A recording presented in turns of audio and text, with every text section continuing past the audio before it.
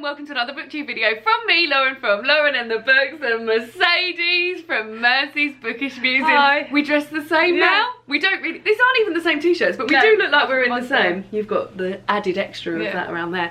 I'm here at Mercedes' house visiting. We're having a lovely time. What have we been up to? I've shown you all the sights of the beautiful city of True. Norwich. We've had a lovely vegan breakfast in Olives this morning. Where else have we been? To the Book Hive. Yeah. We've been had a little walk around. Been to the cathedral, lovely. And we're about to get a Deliveroo, which David is absolutely off his head excited about, having never got a Deliveroo before. Yeah, there's so many options. It's going to take a while to decide. So that's why we better get this video out of the way. Yeah. So we didn't know what to make a video on, and I absolutely forced Mercedes into doing this because I don't have a video lined up for Wednesday, which is when this is happening on Wednesday. Welcome to Wednesday, which is also David's birthday today, if this is Wednesday. On Wednesday. Happy birthday, David. So what we thought we would do is talk about a book that we have both absolutely adored, I think is safe to say. I absolutely love it. 5 stars for me. Oh yeah, 5 stars. Yeah. And best just... book, I think I read it, I read it this year. Yeah, best book I've read this year. Yeah, me too. And it is, I mean, we've both been talking about it quite a lot. Nevermoor by Jessica Townsend, Nevermoor, The Trials of Morrigan Crow. So I thought the series was going to be called Nevermoor, but the next book is called Wundersmith, The Calling of Morrigan Crow. Oh, okay, that's a bit odd. I thought they were all going to be The Trials of Morrigan. So I thought they'd all be like Nevermoor, the or Wundersmith, The Trials of Morrigan Crow. Me too. That's weird. So yeah, but let's talk about it. So it is about a book. It's about a girl called Morrigan Crow who is a cursed child and destined to die on her 11th birthday. Yes. On her 11th birthday. On her 11th birthday, a man called Jupiter North turns up and whisks her away to a place called Nevermoor, where she is told that she will be taking part in some trials to enter a society called the Wondrous Society. You don't know much more about the Wondrous Society apart from it's amazing. Yes. And then from then on... Yeah, so basically in order to be part of the Wondrous Society you need a knack. Yes. And she doesn't think she has a knack. Yeah. And so it's about her going through these trials whilst also being really worried about the fact that she's not going to pass because she doesn't have a knack. No. I think there's going to be spoilers in this discussion. Do you think? Because I feel like I want to talk about everything. Yeah, okay. And also, when it gets to something that I think is going to ruin it, which I don't think it would, I will say this also, is going to ruin I don't know it. if this is wrong of me, but I think there's limitations to how many spoilers there can be in a children's book of this. Like, I'm not disregarding this because I love this book. Yeah. But it's not like there's massive shockers galore. No. Because it's in the first couple of books in a children's series, it's going to be 9 books. Yeah. You know, you can sort of see the trajectory where it's going. Yeah. I don't really know where to go for. I just loved it. As soon as I read it, I was like, you will adore this. I absolutely loved it, and I found myself like there was parts in it. So one of the things that I love in it, I'll get this out the way early because I just loved it so much. This isn't me crying. This is what I loved about it so much. Is the Christmas chapters. Yes, you said to me, when you handed that book to me, you said, you will love this, the Christmas in it is amazing. Yes. And even the Halloween, like all the seasonal stuff, but the Christmas in particular, like the bit between the Father Christmas and Queen of the North? Queen of the North, something like that. So it was amazing. Oh, David, I don't really want you to hear this because you're going to read it. Yeah. I'm glued at Deliveroo at the minute. He's glued to Deliveroo. I didn't know your postcode, so I googled the Norwich Cathedral postcode. You could have just asked Johnny. We were deep in it. So we got to the Christmas chapters, and I think I was at work or something, and I stopped reading. And I was like, I want to just sit and devour that Christmas chapter. And I had a bath and I read it. So this is a bit of a spoiler for one of the Christmas chapters. So go away for the time being. I'll beckon you back.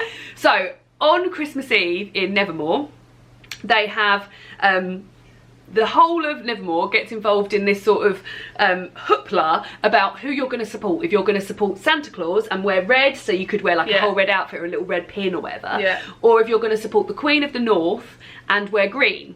And then they have a battle on Christmas Eve. The chapter's called The Battle of Christmas Eve. And then whoever wins, if Santa Claus wins, everyone gets presents on Christmas Day, and if the Queen of the North wins, everyone gets snow on Christmas Day. Can I interject here? One of the things that I loved about this book, and this is a perfect example of that, is there's so many things in the book that are great for adult readers because there's a really witty sense of humour, and what that Christmas thing is a perfect example of is that there's loads of jibes. If you support Father Christmas, then you're into consumerism and capitalism and wealth and things. Whereas if you support the Queen of the North, what you're supporting is the idea of a white Christmas and Christmas spirit and evergreen and reindeer. So like the more natural, hundreds of years ago, how Christmas would have been. And there's so many jokes like that children wouldn't necessarily get, but adults would, and I really loved that of it.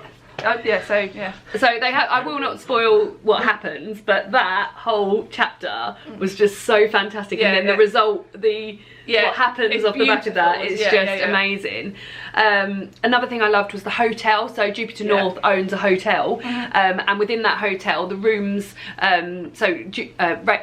Morrigan's room, almost called her a raven then. Morrigan's room, when she moves in, is just a plain white room with a normal bed and a little wardrobe or something. And as the room gets to know Morrigan, it changes to suit her. And she can be like, one night she'll fall asleep in a massive big 4-poster bed and she'll wake up in a hammock because of the way she's feeling or because of things that happen. And then there's this massive, like, what once was a chandelier in the entrance hall of the hotel, and it falls down, and she's convinced it's to do with her because she's a cursed child, and then it regrows and changes it, and nobody knows what it's going to be like. It's just amazing. I know you love the smoke room. I love the smoking room. I love the smoking room. You know, after people have eaten a lot, it is mint for digestion. And at Christmas it was pine needles and things. It's just phenomenal, and there's just so much to love. I mean, I was a bit concerned that we weren't getting enough of the giant cat. Yes, but then there's a giant cat called Fenestra, and she's a magic cat. But then later on, you do get quite a lot of Fenestra. The trial which Fenestra is in, so this is a trial. My favourite trial. Oh my god, it's amazing. So there's a trial where they have to hit.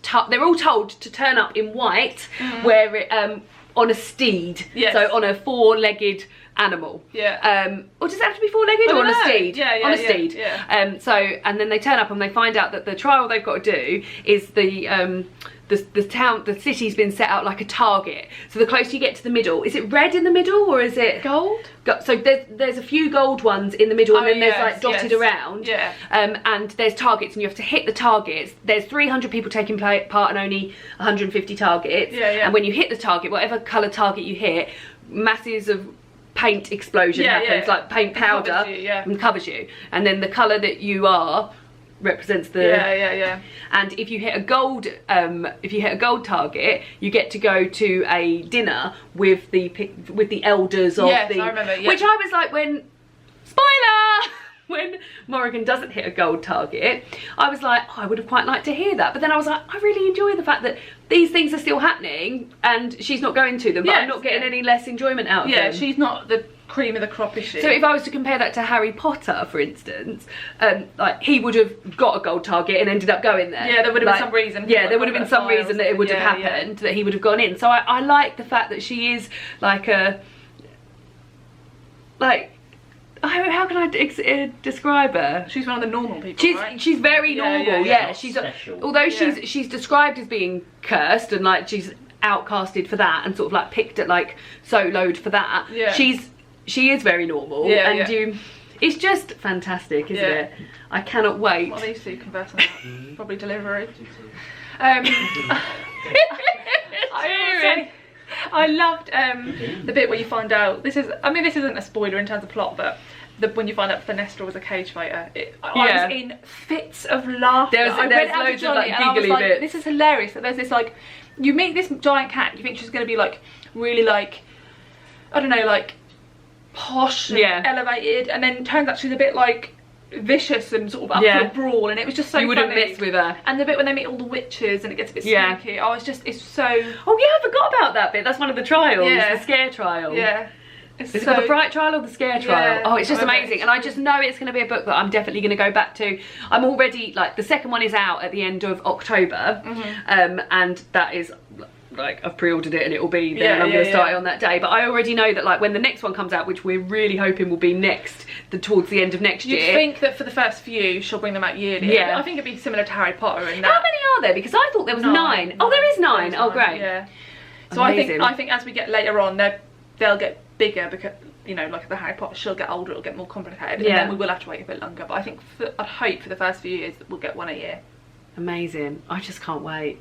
I'm just so beside myself about it. So where do you think the second... So this is where spoilers will be happening. Yeah. Where do you think the second book is going to take us? So, obviously, as a few months ago I read it, but you find out that she is the same as the baddie sort of thing, don't you? The Wundersmith. So she has a knack that is exactly the same as what he has, which means she has the ability to be really evil if she wants to. Control Wonder. Which is like super important, right? And she sort of has this deep-rooted fear that she may be like him in a way. So, as with a lot of these children's books, a lot of it is going to fall down to whether she reveals the secrets that she knows. And, you know, a lot of downfall with the Harry Potter books was when he didn't share things that he knew with people who could have helped him. So I wonder if that's the way it's going to go. She's not going to tell anyone in the next book that she did meet him. And and you've already seen her sort of keeping things on the side, like when the chandelier fell down, she was like, oh, it's because of me.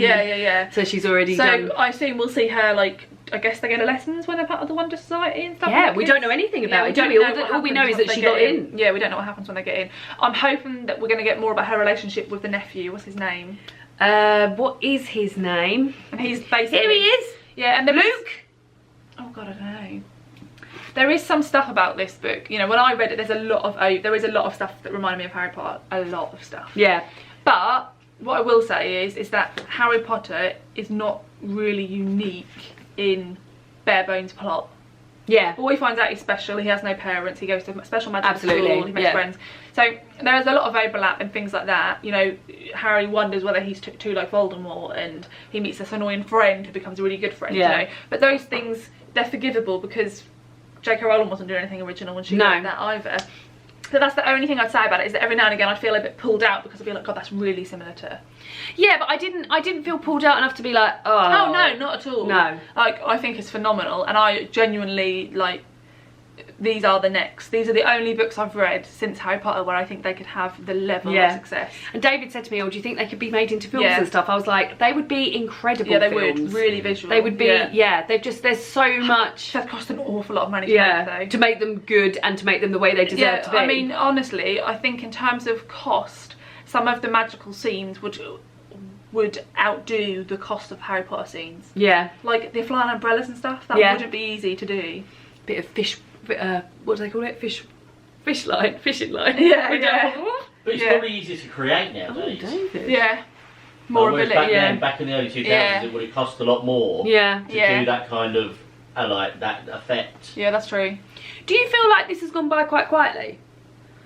I mean, I've been raving about it since I've read it, but I feel like if you hadn't said to me about it, I don't know how much notice I would have taken of this. But I think in the children's publishing world, it's been like, when I went in Waterstones, it was filling the entire window. Oh really? And like they had her coming in, and I missed that unfortunately. But it was their book of the month, and every bookseller was raving about it. Yeah. So I think in the world of children's books, and also, you know, children's books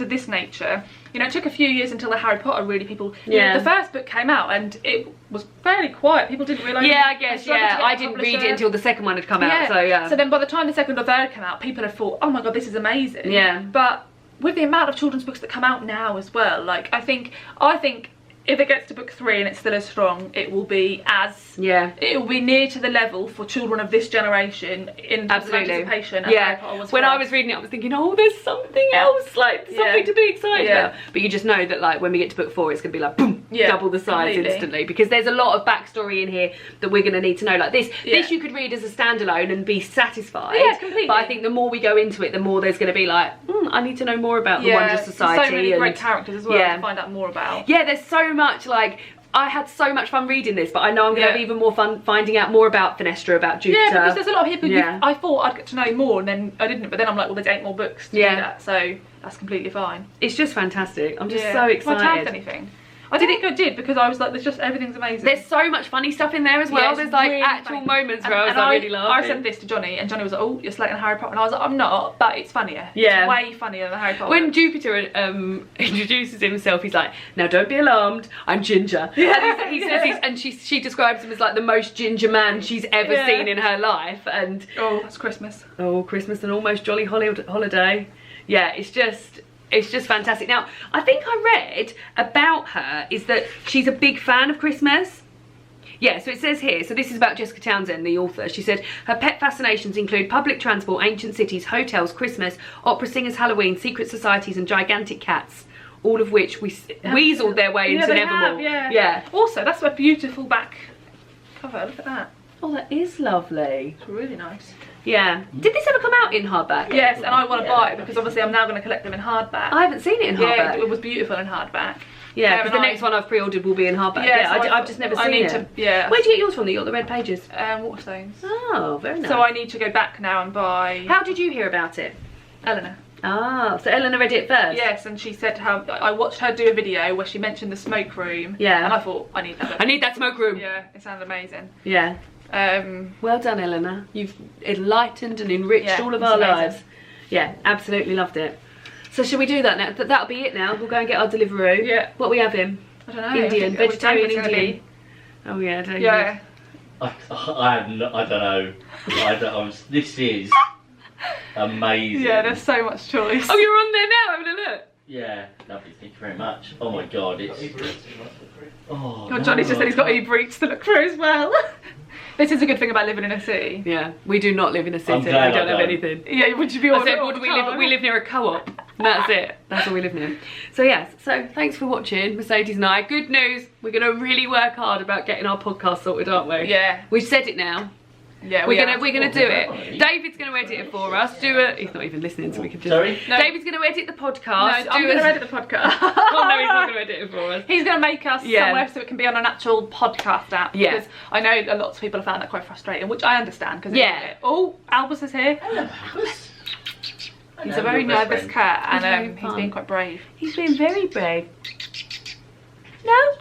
Well, he's never in my videos because he's just too frightened. Yeah, too frightened. So yeah. Well, thanks for being here, and thanks for watching us, guys, and I'll see you all again soon for another BookTube video. Bye! This guy. Did you? Yeah, I can just see really it. Back home hair. Yeah, imagine. Really bad. That's when Johnny fancied me, so... I better get rid of that then. He'll be all over me. Want the light? Turn it off and let's see again. One thing I will say is... Oh. Whoa. Oh, it's going to take a while to settle. We need the light. It's really yellow. we need the light. It didn't feel like that yellow the first time around. But now it's got used. Ooh. Yeah, the white. We need the light. We're going to be a bit Should we have dry. a little pillow each underneath our botties? With this little cushion behind you, please. You're going to sit there the whole time, David.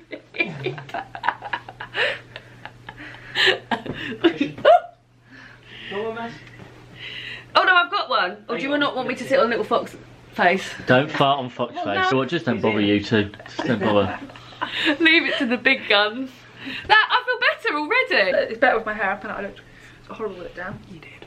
You look disgusting. I don't really know what we're talking about, so you have to lead on this. Hello and welcome to another BookTube.